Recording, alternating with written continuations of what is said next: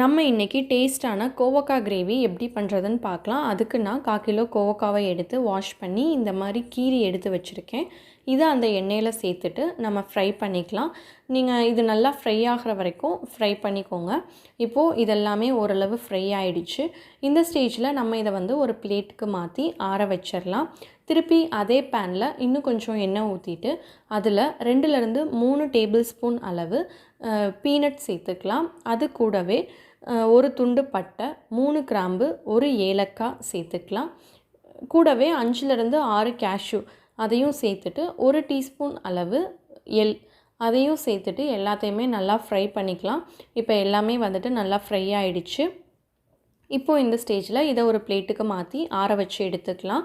இப்போது ஒரு கடாயில் தேவையான அளவு எண்ணெய் ஊற்றிக்கலாம். எண்ணெய் சூடானதுக்கப்புறமா அதில் நான் ஒரு பெரிய வெங்காயத்தை கட் பண்ணி வச்சுருக்கேன். அதை சேர்த்துட்டு அதோட கலர் சேஞ்ச் ஆகிற வரைக்கும் வதக்கிக்கலாம்.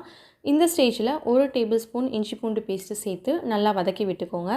இப்போது இதோட பச்சை வாசனை எல்லாம் போனதுக்கப்புறமா ஒரு மீடியம் சைஸ் தக்காளியை பொடிசாக கட் பண்ணி அதையும் சேர்த்துட்டு அதுவும் சாஃப்ட் ஆகிற வரைக்கும் வதக்கிக்கலாம். இப்போது எல்லாமே சாஃப்ட் ஆகிடுச்சு.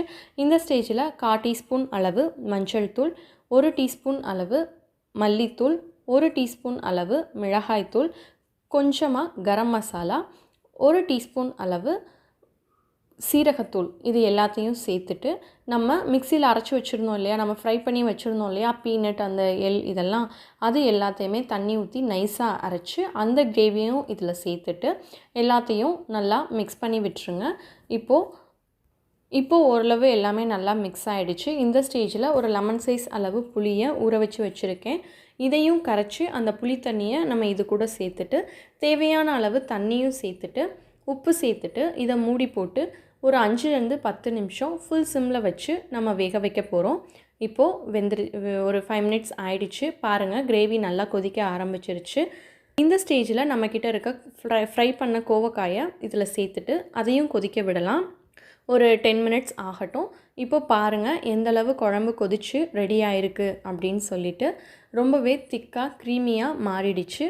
அவ்வளோதான், ரொம்ப டேஸ்டியான கோவக்காய் கிரேவி ரெடி ஆகிடுச்சு. இது சாதத்துக்கு, சப்பாத்திக்கு, பூரிக்கு, இட்லி, தோசை எந்த டிஷ் நீங்கள் பண்ணாலும் தாராளமாக இதை நீங்கள் சேர்த்து சாப்பிடலாம். அவ்வளோ டேஸ்ட்டாக இருக்கும். இதே மாதிரி பண்ணி பார்த்துட்டு நீங்களும் இந்த கிரேவி எப்படி இருந்தது அப்படின்னு சொல்லி மறக்காமல் சொல்லுங்கள். இந்த வீடியோ உங்களுக்கு பிடிச்சிருந்தது அப்படின்னா கீர்த்திஸ் கிச்சனுக்கு சப்ஸ்கிரைப் பண்ணுங்கள். தேங்க்ஸ் ஃபார் வாட்சிங்.